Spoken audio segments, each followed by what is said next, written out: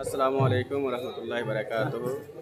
इस वक्त देख रहे हैं कि हम लोग सैयद वारिस पाक के मज़ार मुक़द्दस पे हाज़िरी के लिए आए हैं और यहाँ का बेहतरीन मनाज़िर है इंशाअल्लाह रहमान। आप देखिए ये शानदार रोज़ा-ए अनवर सैयद वारिस पाक के हैं, जो हिंदुस्तान में सबसे ज़्यादा खूबसूरत अपने आप में एक हसीन मनाज़िर रखता है।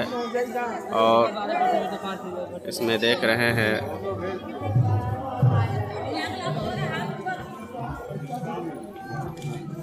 ये मोहम्मद कुद्दूस साहब हैं और इधर मेरे वालिद मोहतरम मंसूर अंसारी साहब आ रहे हैं, जो ज़ियारत करके आ रहे हैं।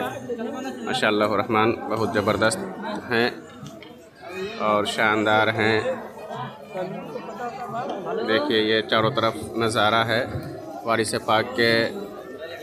इस तरफ ग्राउंड बना हुआ है ज़ायरीन के रहने के लिए और इस तरफ ज़ायरीन रहते हैं और बहुत ही शानदार मज़ार मुक़द्दस हैं। और जो लोग नहीं आए हैं इस वीडियो में आप देखें और अपने दोस्तों अहबाब में शेयर करें।